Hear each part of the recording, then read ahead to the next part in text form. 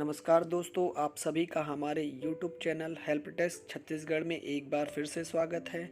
मैं आज आप लोगों के सामने छत्तीसगढ़ माध्यमिक शिक्षा मंडल रायपुर कक्षा 10वीं विषय हिंदी असाइनमेंट चतुर्थ माह दिसंबर के असाइनमेंट के प्रश्नों के उत्तर लेकर उपस्थित हुआ हूँ। इस वीडियो को बनाने का मुख्य उद्देश्य हमारा उन बच्चों के लिए है जिन बच्चों के पास पाठ्य पुस्तक या पाठ्य सामग्री उपलब्ध नहीं है तथा साथ ही साथ किसी मार्गदर्शक की भूमिका में कोई शिक्षक भी उपलब्ध नहीं हो पा रहा है। इस कारण से इस वीडियो को बनाया गया है। इस वीडियो को बनाने का मुख्य उद्देश्य सिर्फ एकमात्र छात्र हित में कार्य करना है। तो चलिए बच्चों, प्रारंभ करते हैं कक्षा 10वीं के हिंदी विषय के दिसंबर माह के असाइनमेंट के प्रश्नों के उत्तर। इस प्रश्नों के उत्तर आप सोच समझकर अपने असाइनमेंट के रूप में लिख सकते हैं। तो पहला प्रश्न है, दिए गए पद्यांशों का भावार्थ लिखिए। प्रश्न है, निर्झर में गति है, यौवन है, वह आगे बढ़ता है, धुन सिर्फ एक है चलने की, अपनी मस्ती में गाता है, बाधा के रोड़ों से लड़ता है, वन के पेड़ों से टकराता है, बढ़ता चट्टानों पर चढ़ता, चलता यौवन से मदमाता। तो इस प्रश्न का उत्तर है, संदर्भ है प्रस्तुत पद्यांश हमारी पाठ्य पुस्तक के पाठ जीवन का झरना से लिया गया है, जिसके कवि श्री R.C. प्रसाद सिंह जी हैं। प्रसंग, प्रस्तुत पद्यांश में झरना किस प्रकार बढ़ता है उसकी मानव युवावस्था से तुलना करते हुए कवि ने इसका वर्णन किया है। भावार्थ, उपरोक्त पद्यांश में कवि कहते हैं कि झरने में युवावस्था के समान जोश रहता है, युवा व्यक्ति के समान झरना अपनी धुन में चलता रहता है, रास्ते की चट्टानों से टकराता है, जंगल के पेड़ों को पार कर चट्टानों पर चढ़कर युवा जोश के समान मस्ती से भरकर बढ़ता चलता रहता है। दूसरा प्रश्न है, तानाशाही क्या है, तानाशाह की जीवन शैली कैसी होती है, अपने विचार 3 बिंदुओं पर लिखिए। इस प्रश्न का उत्तर है, केवल अपने मत को सही मानना ही तानाशाही है। तानाशाह हिटलर और स्टालिन की तरह होते हैं जो अपने ही मत को सही मानते हैं। झुकना, समन्वय और समझौता, यह सब गुण तानाशाह में नहीं होते। तानाशाह के गुण के अंतर्गत पहला गुण है झुकना। तानाशाह प्रवृत्ति के लोग अपनी बातों को ही श्रेष्ठ मानते हैं, यह किसी भी स्थिति में झुकना पसंद नहीं करते। दूसरा गुण है समन्वय। तानाशाही प्रवृत्ति के लोग जीवन में सामंजस्य स्थापित करने वालों में से नहीं होते, वह जिद्दी और अड़ियल प्रवृत्ति के होते हैं। तीसरा, समझौता। तानाशाही व्यक्ति किसी भी परिस्थिति में समझौता नहीं करते हैं। अगला प्रश्न है, सी कुमार किसान से किसान मजदूर कैसे बन गया। इस प्रश्न का उत्तर है, सी कुमार को मृत्यु भोज के खर्चे के लिए अपने खेती बाड़ी को बेचना पड़ा और बहुत अधिक मात्रा में धन खर्च करना पड़ा, जिससे सी कुमार किसान से मजदूर बन गया। दूसरा प्रश्न है, कोठी माँ धान छलक जाए, ये जिंदगी फिर चमक जाए। उक्त पंक्ति का आशय स्पष्ट कीजिए।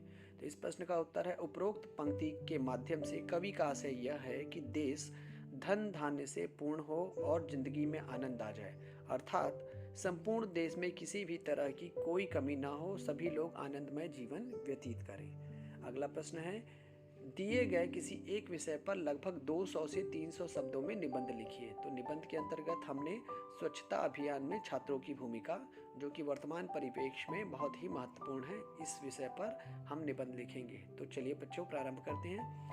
स्वच्छता हमारी दिनचर्या का महत्वपूर्ण अंग है। स्वच्छ शरीर में स्वच्छ आत्मा का निवास होता है।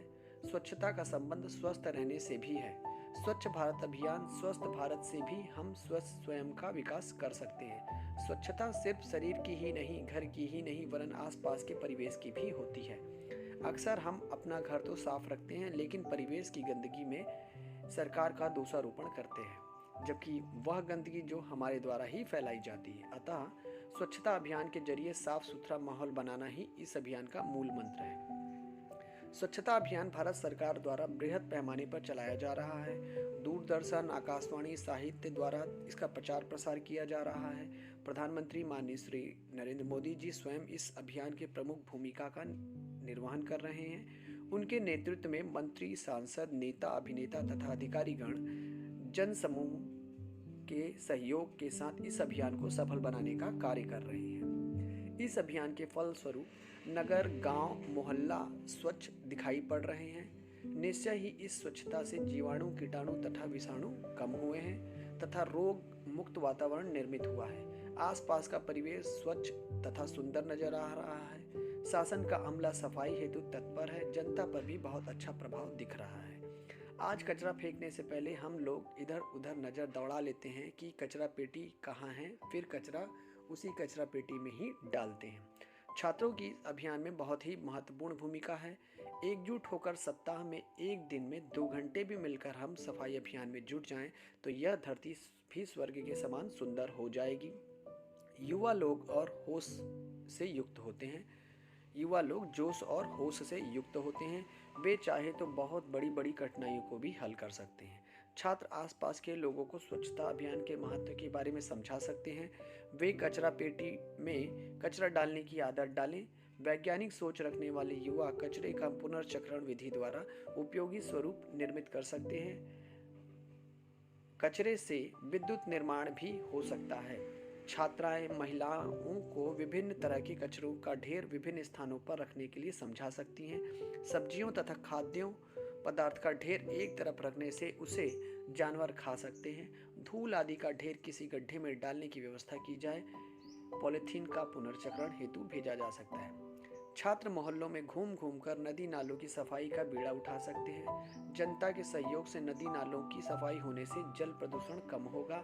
पूजा सामग्री को नदी नालों में विसर्जित न कर अलग जगह पर इसकी व्यवस्था की जानी चाहिए। यदि छात्र आगे आएंगे तो बाकी लोगों का उत्साहवर्धन होगा और हम गंदगी, दुर्गंध तथा वायु प्रदूषण की समस्या से निजात पा जाएंगे। हमें स्वच्छता की सोच बनानी है।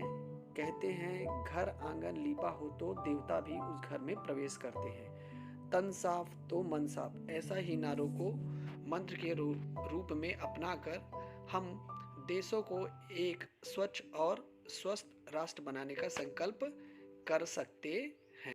और अधिक जानकारी के लिए हमारे YouTube channel help desk Chhattisgarh को सब्सक्राइब करिए और लाइक करिए तथा इस चैनल की जानकारी अन्य लोगों तक भी प्रसारित करें ताकि अन्य लोग भी इस चैनल का अधिक से अधिक लाभ उठा सके। बहुत बहुत धन्यवाद दोस्तों।